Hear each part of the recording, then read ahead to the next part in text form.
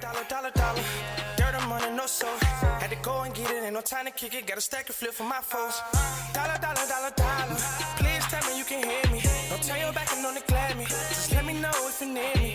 Dollar. Let me watch out for my partners. Keep my money long, get my team strong. Let me run away from my problems. Yup, what's good, original crew, man? We're back.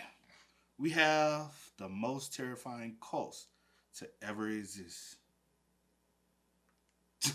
Alright, man. So with that being said, before we get into it, make sure you check out the links in the description box. Down below. You already know where to go if you want to further support. All you have to do is check out down below. Also, if you enjoyed today's visuals. Like it with a thumbs up. But let's hop into it. Let's check it out. Let's see what's about. You ready? I'm ready. Let's get to it. What?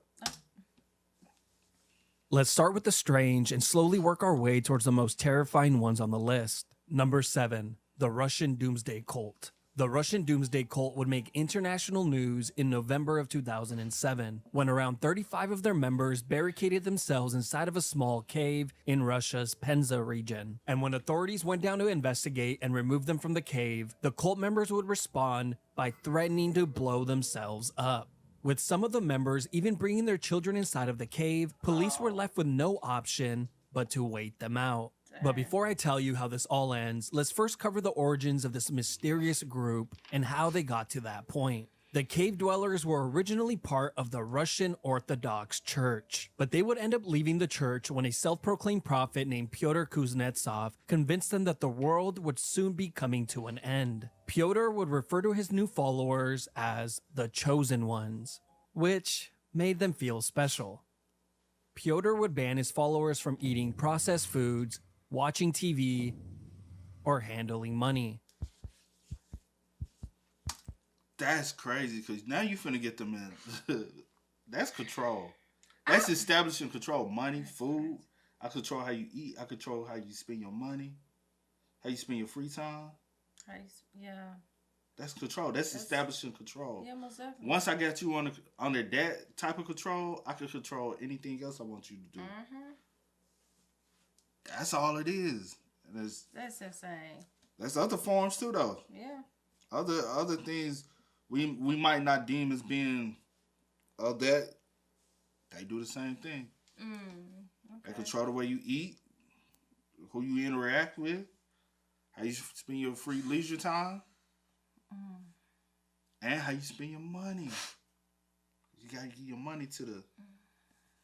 Let's be real.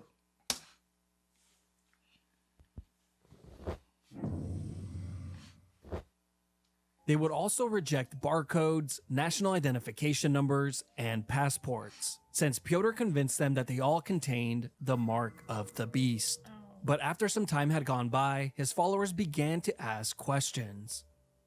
Hey, Pyotr. Yeah? You know how you've been talking a whole lot about the end of the world and all? Yeah? Well, me and the others been wondering, well, when exactly is it? Well, What you mean? May 2008. Yeah, May 2008. Which was 6 months away. The group was then instructed to enter a small cave and patiently wait for the world to come to an end. The cult members entered the cave in November 2007, but conveniently enough, Pyotr would not be joining them. Instead, he had convinced his followers that since the world was ending, they would no longer need their personal possessions. With authorities speculating that he was busy selling off his followers' belongings, he was quickly arrested and taken into custody. If only he could have predicted his arrest. Okay, I'll see myself out. The cult members would oddly enough still remain inside of the cave, and 5 months would go by with no one entering or leaving. But on March 28th, 2008, 7 women finally had enough, exiting the cave and immediately seeking medical attention. A few days later, a portion of the cave would end up collapsing, leading more members to rage quit and exiting the cave. With some members still refusing to leave, the police would have the brilliant idea of bringing Pyotr down to the cave, where he would instruct his followers to exit. But they refused. And on May 16th, 2008, the last 9 members of the cult would finally emerge from the cave due to the toxic fumes produced by 2 of the members who had died over the winter. With authorities expecting their exit, they greeted them with a cow, since they refused to drink milk that contained a barcode. As for Pyotr, authorities would discover that the man actually slept inside of a coffin, further solidifying the fact that he was completely insane, where he would end up inside of a psych ward. Number 6, Shinrikyo. Yeah, he was a little beyond, a little slow, man. Maybe the brainwash should be real. Oh, we still ain't found out about old girl. The girl I knew that had drawn. And I can't think of her name. I know her name. Oh, do you? Yeah. No, I'm gonna do some research. I remember we tried to look her up. We couldn't find her on Facebook no more. I'm about to do some digging. I'm about to see.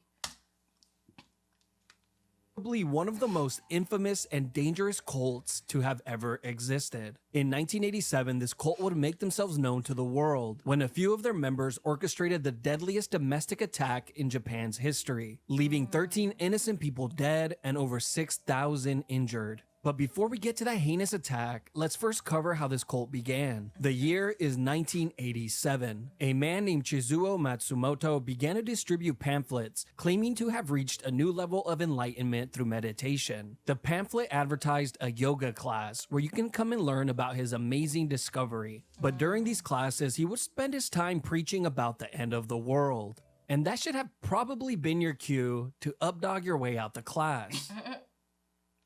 What's that? Nothing much, man. What's up with you? I don't get it. And over the course of a few years, he managed to garner dozens of loyal followers, naming the group Shinrikyo, which roughly translates to the Supreme Truth. And in 1992, Chizuo Matsumoto would gain even more followers when he released a book titled Declaring Myself the Christ, which had a picture of him on the cross as the cover. At its peak, the cult would grow to over tens of thousands of members that spanned over multiple countries. His followers would even state that if people would just take a moment to listen to their enlightened leader, they too would see the light. But without warning, on the morning of March 20th, 1995, tragedy would strike, when a total of 5 chemical weapon attacks took place in the Tokyo subway system, killing 13 innocent people and injuring around 6,000 others. The attacks would quickly backfire as the authorities began to arrest everyone involved, including the cult leader. These attacks were meant to initiate the apocalypse, and once the world had collapsed, the cult would rise to rule the world in the way that they saw fit. But instead, the attacks led the leader and 6 high-ranking members directly to death row, where they were held until their execution date, which came on July 6, 2018. Number 5, Heaven's Gate. Heaven's Gate. And it's having back. Yeah. Dang. Yeah. That's crazy. That's a long time. That's a long time. And they always get y'all that the world's gonna end and we're gonna rise from the dead, and like, bro, if the world's gonna end and everybody's gonna perish, y'all gonna perish too, right? I don't know, every time I hear about like cults and stuff and how like people, these leaders get all these people on board to follow them, I be like, what type of like... They be at a weakened state though. You gotta realize that like a lot of them... There's no way you coming up to me and I'm like, oh yeah, okay, let's go. But typically they don't come up to you, you seek them. That's how you know you at a weakened state. A lot of people, when they get at some of their weakest moments, they're seeking any kind of guidance. No matter what, they'll fall for anything. And that's how they get. Like, even the girl I know that's drawing, she even came out, basically when she was telling her testimony, she was at her weakest state. And when you weak and vulnerable like that, and you don't have that foundation around you to keep you guided in a right, clear mind space, you'll fall for anything. I done been, I guess. A lot of people came on July 6, 2018. Number 5, Heaven's Gate. Heaven's Gate was an American religion movement that began to garner a following in Southern California during the mid-1970s. The group has been characterized as a UFO religion cult, whatever the hell that means. The followers of this cult believed that they could transform themselves into immortal extraterrestrial beings once they rejected their human nature, something that they would refer to as reaching the next level, which I guess they ultimately did, but more on that later. The group was started by Marshall Applewhite and Bonnie Nettles, who after confiding in each other would come to the conclusion that they were the two witnesses described in the book of Revelation, which would make them prophets. Fully convinced, they would attend church groups where they would present themselves as the two. And I can only assume how funny that must have been. He broke the bread and gave it to them, saying, this is my body. Excuse me? Yeah? Sorry to interrupt, but I just want to let you guys know that, well, we are the two. What does that mean? Like, the two.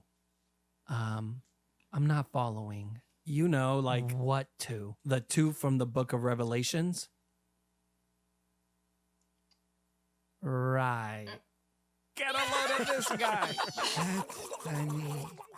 But somehow the two would begin to garner a following when they began to hand out flyers advertising their seminars, like this one, claiming to be from the next level, leaving their higher being self to come down to earth to help others. And somehow they managed to recruit around 39 loyal followers. Now, one of the strangest and most terrifying thing about this cult was the fact that all male members were required to be castrated. Which we can all agree is a wild thing to just throw out. Facts. The group would first try to do the procedure in-house, almost killing one of their members. So all future castrations would take place at the local hospital. The group would be left in complete shock when one of the two founding leaders, Bonnie Nettles, would suddenly pass away. This would cause the entire cult's belief system to collapse, since they originally preached that all members were to ascend alive inside of a UFO. So Applewhite made a few adjustments to their beliefs and would come to the conclusion that only the person's soul would be taken by the spaceship. 12 years would go by, and the members of Heaven's Gate grew tired of waiting. And on March 26, 1997, the San Diego County Sheriff's Department would discover a horrifying scene. Inside of a rented mansion laid 39 lifeless bodies, including the cult's leader, bringing Applewhite's revelations to fruition. And in his own words, the members of Heaven's Gate had finally graduated. Number 4, the Branch Dividian. That's crazy. That's one of the ones that you can easily go out and find out. And this one he's trying to talk about, but Heaven's Gate is one of those. Yeah. Then they record like messages and stuff. Yeah. Yeah, like videos and stuff, and it was like, that's another one that. But they still do have members. Heaven's Gate still has members to this day, which is so crazy. Who picked it up and carried on? I don't know. I think it was some members that were still there and they were left. They said they were left to continue, but. I swear, I feel like I came across that they still have members to this day. I'm about to look. I believe you. I'm just saying I'm gonna have to check it out. I could be wrong, but right now I feel like I am right about it. Okay. This is one of the most insane cults to have ever existed. The Branch Dividians were an apocalyptic Christian cult founded in Texas in 1935 by a man named Victor Houteff. And in 1957, the cult would purchase 941 acres of land near Elk, Texas, where they would build a large community that would serve as their home and headquarters. But things wouldn't really start to heat up until 1987, when a man named David Koresh would take over as the cult's leader. And he was, of course, you guessed it, a self-proclaimed prophet.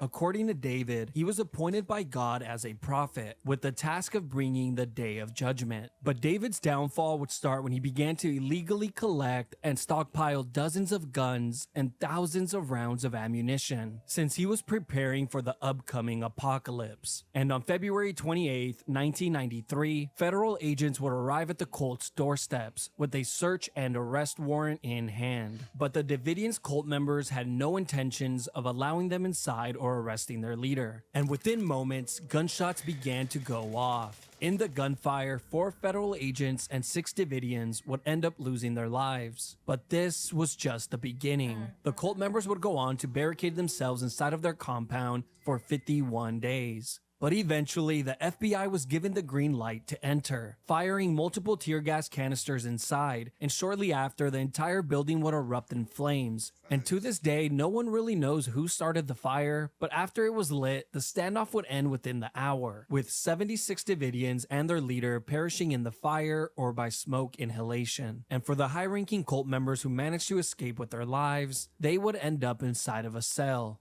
Number 3, Order.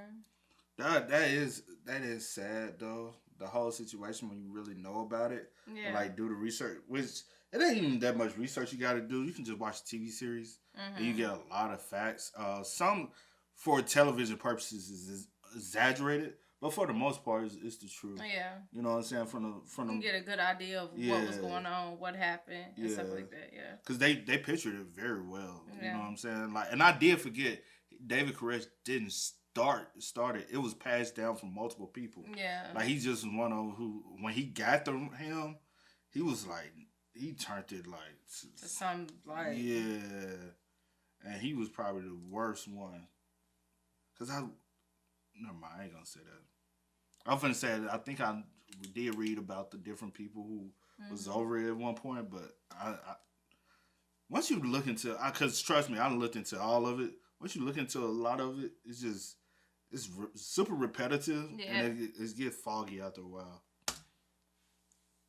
Escape with their lives, they would end up inside of a cell. Number 3, Order of the Solar Temple. This apocalyptic cult would make national headlines on October 4th, 1994, when 2 fires would break out in Switzerland, one at a farm and the other in a chalet. When the paramedics arrived at the scene, they would discover a total of 48 burned bodies across both locations. They had all been wearing white cloaks, but strangely enough, some of them also had a plastic bag over their heads. They were all laid out flat on the ground and in a circle. One of the sites was even surrounded by mirrors and the cult's symbols. On arrival, officers would also discover that the fires had been ignited with a remote control device. And since this was the early 1990s, they were clearly showing off. But these fires wouldn't be an isolated incident. In fact, this was just the beginning. 1 year later, on December 15th, 1995 in France, 16 burned bodies would be discovered, laying in the formation of a star. Then 2 years later, on March 22nd, 1997, 5 more members would be discovered in Canada. They were yet again set ablaze by a remote-controlled device. Now, here's the terrifying part. Remember those plastic bags? Well, apparently multiple cult members refused to drink the poison on the night of the sacrifice, where they were then held down against their will and had plastic bags placed over their heads. This was not a choice. Everyone had to participate. The reason why these cult members took part in these rituals was because they believed that the end of the world was near, and by leaving Earth, their souls would ascend to another planet, inevitably escaping the apocalypse. Number 2, Movement for the Restoration of the 10 Commandments of God. Could they not have thought of a shorter name? Facts. Now, this will probably... The other one just... It's getting very repetitive over the stupidness and the mindset of a lot of people and a lack of self-confidence a lot of these people have. Because if you can't stand on your own, you get what I'm saying? Yeah, I get what you're saying. It's just over time. It's just me personally, I've always said like when we like watch stuff or like hear about stuff, I just can't wrap my head around a lot of stuff. Because you can't see yourself in those positions, so you can't even get on the mindset of why they would go there. I'm like and you've heard of people like say that they have been in one before and how they like what they went through and then how they got out and stuff like that and how it affected their life or rather good or bad or whatever. But me personally, I'm just like, how did you get there? Because I just cannot fathom that I'll be like that gullible to like follow someone like that. Yeah, it's sad, man. one of the most tragic endings to a cult that you will ever hear. But before I tell you how this all ends, let's first cover the cult's rise and beliefs. This was a religious movement that took place in Uganda from 1989 through the early 2000s. The group would claim to be a religious movement, garnering around 5,000 members at its peak. However, the rest of the world would categorize this group as a Doomsday cult. The cult's beliefs were very simple. Members were strictly to follow the 10 Commandments. They thought that by doing so, they would escape the coming apocalypse. They actually feared breaking the commandments so much that a lot of the members outright refused to speak and would instead communicate using sign language, adapting the classic winning strategy of you can't lose if you don't play, which is a strategy that I have been using for years, making my friends absolutely jealous, since they say stuff to me like, "You literally don't even leave the house. You don't do anything anymore. And what happened to you?" But don't worry, those are just words. It's so much better to know that you remain undefeated. The leaders of the cult would even claim to be able to directly talk to God and being told when the world would come to an end, placing the date on December 31st, 1999. As soon as this date was announced, the cult members erupted in a frenzy, selling their livestock and all of their belongings for very cheap. The leaders would then instruct their members to give all of the money to the movement, which they gladly did. But eventually, the date... If it's coming to the end of the world, what we need with the money? And why would I sell my like? What's the purpose of selling stock? Because nobody else is going to benefit from it. If it's going to come to an end, then no one is the going money. The money doesn't benefit either if it's going to come to the end. So what's the main reason? point. That's the main point to get you like something ain't right. Yeah. Doomsday arrived, and surprise, nothing happened, causing the leaders to push the date back to March 17th, 2000. With the followers enraged and beginning to ask for their money back, the leaders could not afford to be wrong this time around. So on March 17th, 2000, all 530 members were instructed to attend a party inside of a boarded-up church. But just moments after the last person arrived, the party would quickly come to an end. With the only entrance to the church being shut, the building quickly erupted in flames. With no way out, all 530 members would be trapped inside and slowly burned alive. Police would later discover that 2 of the 5 cult leaders never attended the party. And just 4 days after the church fire, police would investigate all of the cult's properties, discovering an additional 395 bodies. The bodies of members that had been poisoned just days before the party, raising the total body count to over 900. The 2 cult leaders that are believed to have orchestrated these attacks managed to escape the country before being captured, and to this day, they remain free. Damn. Number 1, the People's Temple. That's crazy, bro. All for $1. That's what it really was. It's all for $1, bro. And all them people are dead and gone. Simple for $1 and a belief. It's crazy, man. Man, $1 in control. This day, they remain free. Number 1, the People's Temple. This cult would become one of the most talked about tragedies in all of American history. Facts. With countless of documentaries made on the subject and word of a new movie currently in the works, it really goes to show just how much of an impact this cult has had on society. It would all begin in 1954 in Indianapolis, Indiana, when a communist man named Jim Jones opened up his own church, attracting people by offering healing services, claiming to heal all sorts of diseases. In the coming years, Jones would garner thousands of loyal followers, secretly using religion to further his political ideology. After a while, Jones would begin to get criticized for his views, leading him to move to California in 1965. And by the early 1970s, he had established the temple's headquarters in San Francisco. Old members would be tasked with recruiting, leading to massive growth, and eventually they would reach thousands of members. Hey, Yeah? What's up? do you like Jesus? What? Like our Lord and Savior Jesus? Yeah, Yeah, I guess. He's cool. cool. Want to like him with us? I'm okay, man. Thanks. Why? I'm okay, brother. Appreciate the offer, though. Why? Just keep it moving, man. Why? Brother, try someone else. Why? All right, man, you're ridiculous. Just give me the flyer. Why? Oh my gosh. Okay, I can't do this. But the next step would come in 1974 when Jones would acquire close to 4,000 acres of remote land in Guyana in South America, a place he would call Jonestown, slowly sending over members as they would begin to build homes and inhabiting the land. He convinced his followers to move by selling them the vision of paradise, a place where they can live freely without the government getting involved. For Jones, creating a socialist society had always been his goal, and it was finally taking shape. By 1977, around 900 members lived on the compound, and this would also be the same year that Jones would permanently join them. But the moment he arrived, things quickly changed. Everyone was expected to work 8-hour days, followed by classes at night, where they would learn about socialism. Jones had effectively begun to brainwash his followers, even taking on the name Father. But everything would change on November 17th, 1978, when a politician named Leo Ryan and his team arrived at Jonestown to investigate claims of abuse. After the investigation was complete, Ryan would be ambushed at the airstrip, where he and 3 others would be fatally gunned down.